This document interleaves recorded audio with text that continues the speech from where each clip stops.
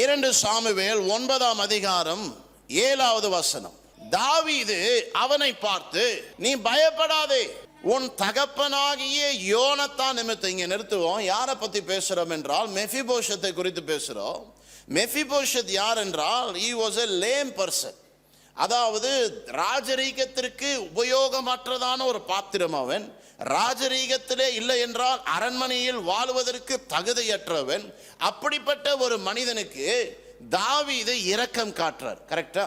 அந்த இரக்கம் காட்டும் போது அவர் எப்படி காட்டுகிறார் என்றால் யோனத்தான் ஆகிய உன் தகப்பன் நிமித்தம். ஆமென். அப்ப அவனுக்கு வருகிற இரக்கத்திற்கு யாரு காரணமா இருக்கிறது என்றால் தகப்பன் காரணமா இருக்கிறார். ஹல்லேலூயா. இன்றைக்கு சபையாக நீங்களும் நானும் புரிந்து கொள்ள வேண்டிய காரியம் என்னவென்றால் கர்த்தருடைய இரக்கம் நம் வாழ்க்கையில் வெளிப்படுவதற்கு யார் காரணமா இருக்கிறது என்றால் இயேசு கிறிஸ்துவே காரணமா இருக்கிறார். ஆமென். இதுதான் மூளை பொருள். பாருங்க, இப்போ நம்ம செய்திக்குள்ள போப்போம். அவர் சொல்றாரு, உன் தகப்பனாகிய யோனத்தான் நிமித்தம் உனக்கு இரக்கம் காட்டுவேன். வாசிங்க. நான் நிச்சயமாக உனக்கு தயவு செய்து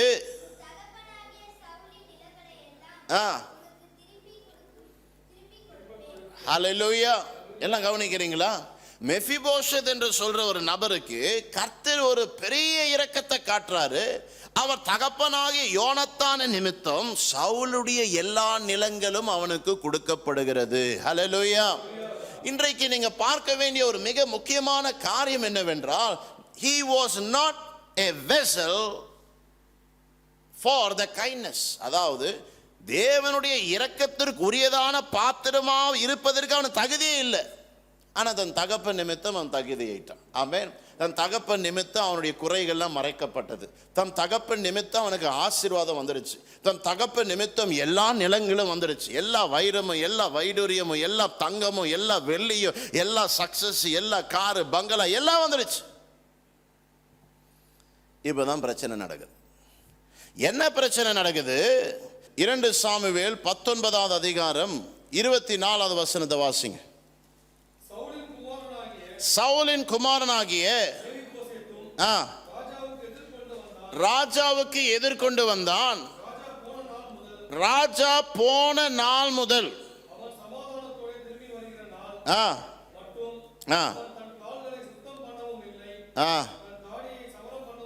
என்ன நடக்குது?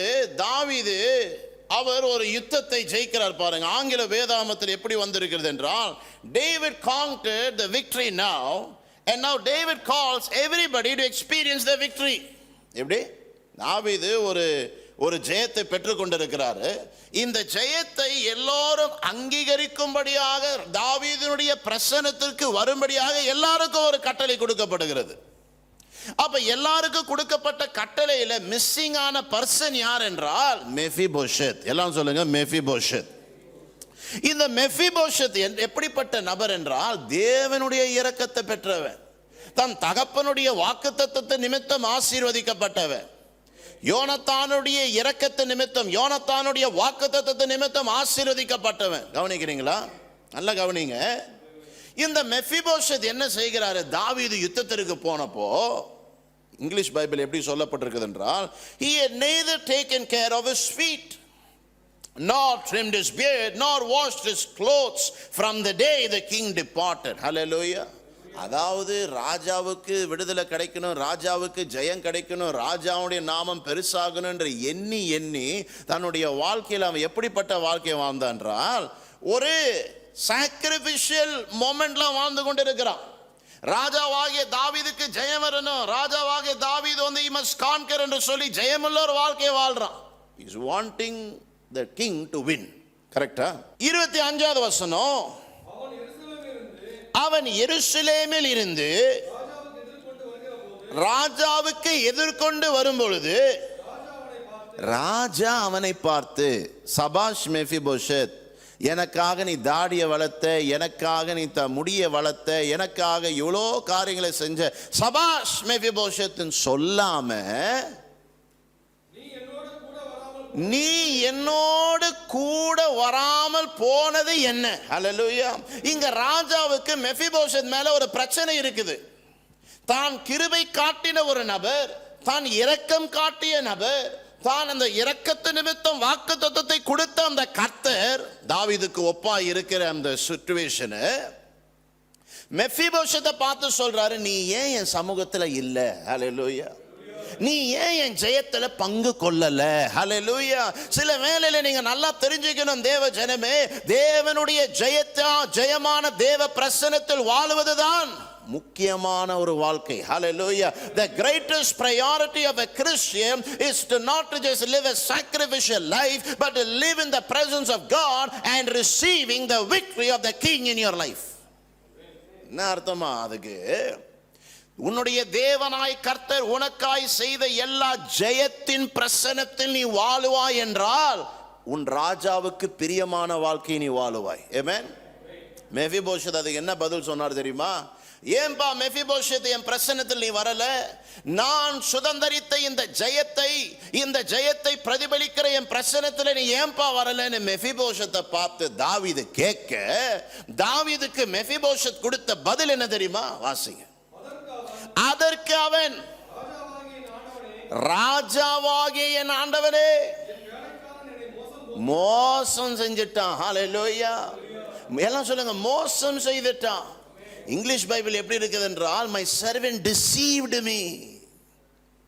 எங்கிருந்து தன்னுடைய வேலைக்காரன் மோசம் செய்தான் என்றால், ராஜாவுடைய ஜெயத்தின் பிரசன்னத்தில் அவன் போகாதபடிக்கு அவனுடைய வேலைக்காரன் மோசம் செய்து விட்டான். ஹல்லேலூயா.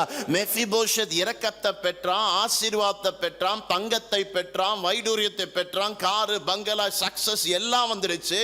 ஆனா அவன் வாழ்க்கையில இப்ப அவன் போகிற பாதை என்னப்பட்ட பாதை என்றால், தேவனுடைய ஜெயத்தின் பிரசன்னத்தில் அவன் வாழாதபடிக்கு ஒரு மோசம் போகிற ஆவி அவனுக்குள்ள கிரியை செய்து கொண்டிருக்கிறது. என்ன பாஸ்டர், அதுக்கு என்ன பண்றது? என்ன நடந்தது பாருங்க. 29வது வசனம். அப்பொழுது ராஜா அவனை பார்த்து,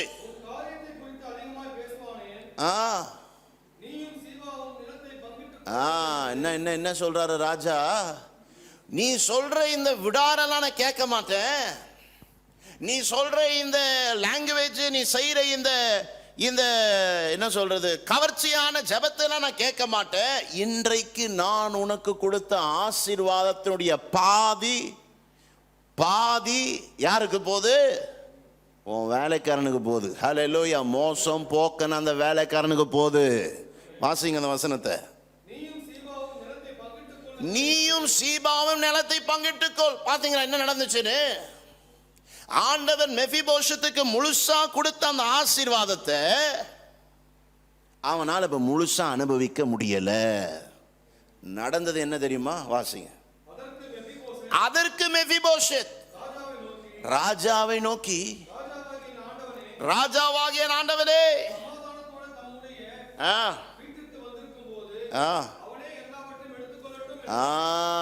என்ன ஆச்சு? இந்த மெஃபிபோஷத் ராஜாவினுடைய ஜெயத்தின் பிரசன்னத்தில் இல்லாததினாலே, தேவ பிரசன்னத்தில் இல்லாததினாலே, ராஜாவுடைய ஜெயத்தை அவன் முழுமையாய் ருசிக்காததினாலே, கிருபையினால் பெற்றுக்கொண்ட எல்லாவற்றையும் அவனே கொடுத்து விட்டான். கர்த்தர் எடுக்கல, தப்பா வாசிக்கூடாது. அவனால் கர்த்தர் கொடுத்த கிருபையின் நிமித்தம் வந்த ஆசீர்வாதத்தை அவனால் ஆசீர்வதிக்கப்பட முடியவில்லை. He was not able to be blessed by what God blessed him because he was not able to enjoy the victory what the Lord has given him. Amen. ஆமென். இன்னைக்கு பிரச்சனை அதுதான் கிறிஸ்தவர் நடுவில். கிறிஸ்தவன் ஏன் இன்றைக்கு தேவன் கொடுத்த கிருபையின் நிமித்தம் வந்த ஆசீர்வாதத்துல வாழ முடியல? ஏன் ஆண்டவர் சுகத்தை கொடுத்து அச்சு பொச்சுன்னு தும்மிட்டு இருக்கிறா? ஏன் சுகத்தை கொடுத்தாலும் சுகர் பிபின் வருது? ஏன் ஆண்டவர் சுகத்தை கொடுத்தாலும் மறிக்கிறான்? ஏன் ஆண்டவர் ஆசீர்வாதத்தை கொடுத்தாலும் அவன் ஒரு கீழான வாழ்க்கை வாழுகிறான் என்றால், தேவன் நம்மளுக்காக ஜெயத்தை, அந்த ஜெயத்தின் பிரசன்னத்தில் நாம் வாழுவதற்கு இன்னும் நம்மளுக்கு ஏக்கம் வரல. ஹல்லேலூயா. என்ன அர்த்தம் அதுக்கு? கர்த்தர் உங்களுக்காக எதையெல்லாம் ஜெயித்தாரோ அந்த ஜெயத்தை பெற்றுக்கொள்ளணும்னு ஒரு வாஞ்சை வரணுங்க. அந்த ஜெயத்துல வாழணும்னு ஒரு வாஞ்சை வரணும். ஹல்லேலூயா. கர்த்தரனை பாவத்திலிருந்து விடுதலை ஆக்கினார். அந்த விடுதலையில வாழணும்னு வாஞ்ச வரணும். அந்த விடுதலையின் பிரசன்னத்துல வாழணும்னு வாஞ்ச உனக்கு வராவிட்டால், கர்த்தர் கிருபை நிமித்தம் உனக்கு எவ்வளவுதான் ஆசீர்வாதத்தை கொடுத்திருந்தாலும் நீயே அதை பயன்படுத்த மாட்ட. அதான் சொல்றார் மெஃபிபோஷேத், இல்ல ஆண் ராஜாவே, முழுசா நான் கொடுத்துட்றேன். எவ்வளவு பெரிய முட்டாள்தனமான ஒரு செயல் பாருங்க. முழுசா நான் கொடுத்துட்றேன். இனி கிறிஸ்தவர்கள் முழுசா கொடுத்துட்டாங்க. அவங்க ஆசீர்வாதத்தை முழுசா நம்ம கொடுத்துட்டோம். நம்ம சுகத்தை முழுசா கொடுத்துட்டோம். நம்முடைய விடுதலை முழுசா கொடுத்துட்டோம். நம்முடைய அதிகாரத்தை முழுசா கொடுத்துட்டோம். இது எதற்குமே நம்ம சம்பாதிக்கலைங்க. இலவசமா வந்ததை நம்முடைய முட்டாள்தனத்தை நிமித்தம் இலவசமா விட்டுவிட்டோம். ஏனென்றால் கர்த்தர் நமக்காய் சிலுவையில் ஜெயித்த அந்த பிரசன்னத்தில் நாம் வாழுவதற்கு விருப்பப்படவில்லை. ஆமென்.